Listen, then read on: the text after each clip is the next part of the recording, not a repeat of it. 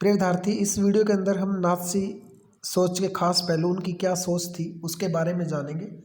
और मैं आपको पहले ही बता चुका हूँ, फिर बता रहा हूँ कि जो नाज़ी दल है वो हिटलर के द्वारा बनाया गया था। हिटलर जो जर्मनी का शासक बना था और जर्मनी के शासक बनने के लिए प्रयास भी कर रहा था। यहाँ पे उनकी सोच क्या थी, उनके क्या मायने थे, नाज़ी विचारधारा थी, जो नाज़ी दल था उसका जो गठन था वो हिटलर के द्वारा किया गया था।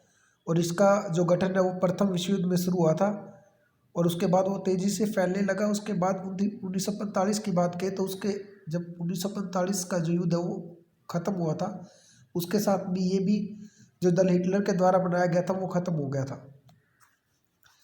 जो नाज़ीवाद के जो लोग थे, जो हिटलर के द्वारा बनाया गया संगठन था, उसमें जो लोग थे उनका शासन की महिमा का गुणगान, वे एक दल और एक नेता में विश्वास रखते थे। वो चाहते थे कि देश के अंदर एक ही नेता होना चाहिए और एक ही दल होना चाहिए, मतलब एक ही पार्टी होनी चाहिए, कोई और पार्टी नहीं होनी चाहिए। और बर्बर व्यवहार, निरंकुश शासन की महिमा का गुणगान करते थे। निरंकुश होता है किसी का भी अंकुश न होना, ऐसे शासन व्यवस्था जिसके ऊपर किसी का भी अंकुश न हो, किसी की भी रोक टोक न हो, वो होता है निरंकुश। उसके बाद है साम्यवाद और समाजवाद। साम्यवाद और समाजवाद होता है कि देश में सभी लोगों के साथ बराबरी का दर्जा, बराबरी का व्यवहार किया जाए।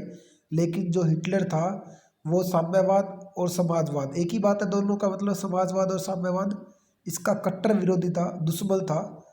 नाज़ीवाद मतलब कि हिटलर, समाजवाद और साम्यवाद और उदारवाद, उदारवाद भी यही होता है भाई सभी के साथ बराबरी का दर्जा, सबको एक साथ समझना, उसका कट्टर विरोधी था।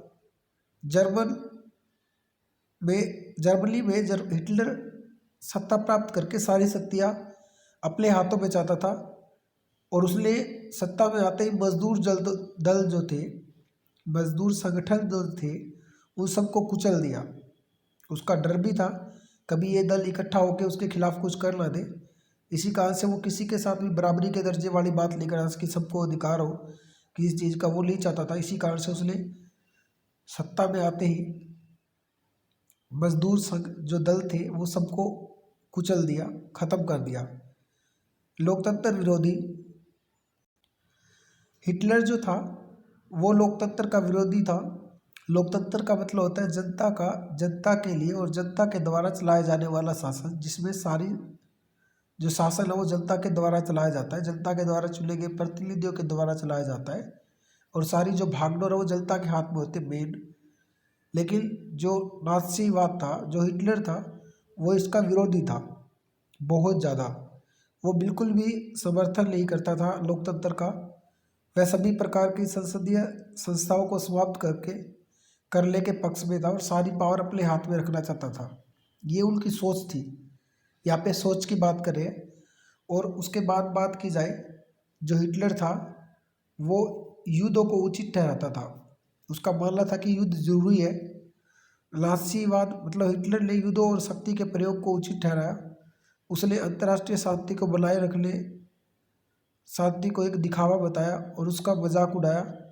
जर्मनी सैन्यीकरण का एक विशाल कार्यक्रम अपनाकर व्यापक स्तर, एक बहुत बड़े स्तर पर युद्धों की तैयारी होने लगी थी, क्योंकि वो युद्धों में विश्वास रखता था। इसी कारण से उसने बहुत बड़ी सेना बनाना शुरू कर दिया था और युद्धों की तैयारी करने लग गया था, वो हथियार वगैरह बनाने लग गया था देश में। उसके बाद बात की जाए राज्यों की संरचना में विश्वास। नाज़ीवाद राज्य की संरचना में विश्वास रखता था। उसका, हिटलर का मानना था कि लोग राज्य के लिए नहीं लिए है, न कि राज्य लोगों के लिए, ये उसका विचार था। इसलिए नाज़ियों ने हिंसक राष्ट्रवाद के गुण अपनाए थे। हिटलर का क्या मानना था कि लोग राज्य के लिए न कि राज्य लोगों के लिए, इसलिए वो हिंसक राष्ट्रवादी था। हिंसक मतलब कि सिर्फ लड़ाई झगड़े में विश्वास रखता था, ज़्यादा मार काट में। और साम्राज्यवाद के विस्तार में विश्वास रखता था, मतलब कि अपने देश का विकास, अपने देश का क्षेत्रफल बढ़ाने के विश्वास रखता था। इसीलिए उसने बहुत सारे देशों के साथ युद्ध भी किए और अपने जर्मनी का क्षेत्रफल बढ़ाने की कोशिश की और सफल भी रहा वो। वह उन सभी बस्तियों की पुनः प्राप्त करना चाहता था, उन सभी क्षेत्रों को पुनः प्राप्त करना चाहता था जिनको युद्धों के माध्यम से प्रथम विश्व युद्ध से जर्मनी से छीन लिया गया था, या जो जर्मनी के अधीन थे वो वापस लाना चाहता था कि वो वापस जर्मनी के अधीन आ जाए, इसलिए उसने युद्ध भी किए।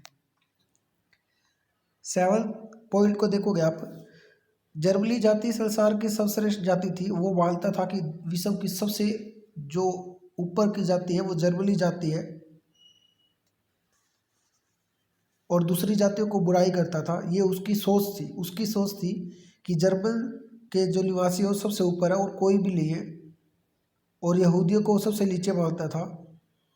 उसके बाद लास्ट पॉइंट भी देखोगे आप, जर्मन यहूदियों के प्रति घृणा। जर्मनी के जो यहूदी थे, जो अमीर लोग थे, हिटलर उनको ही मानता था कि प्रथम विश्व युद्ध के हार का, जो जर्मनी की हार का कारण यही है, यहूदी लोग, इन्होंने ही साथ नहीं दिया, नहीं तो अब जर्मनी जीत जाता प्रथम विश्व युद्ध में। इसलिए वो उनसे नफरत करता था और उनसे घृणा करता था। उसका कहना था कि प्रथम विश्व युद्ध में हार का मेन कारण, जर्मनी की हार का कारण यहूदी ही थे, इसलिए वो उनको बिल्कुल भी पसंद नहीं करता था और बोलता था कि या तो आप मैं सत्ता में आए, या तो आप देश छोड़ के चले जाओ, और नहीं तो फिर अपनी मौत का इंतजार करें। ऐसा भी हुआ था। जब वो राजा बना तो 60 लाख यहूदियों को जाल से मौत के घाट उतार दिया था। बड़ी मुश्किल से कुछ जाल बचाकर दूसरे देशों में भागे थे। तो ये थी उनकी सोच। वो क्या सोचते थे, उनके दल के लोग क्या सोचते थे, किस किन चीज़ों में विश्वास था। तो इस प्रकार से क्वेश्चन था ये। आप इस क्वेश्चन को अपनी फेयर कॉपी में सफाई से उतारेंगे और इसकी तैयारी करेंगे। जय हिंद, जय भारत।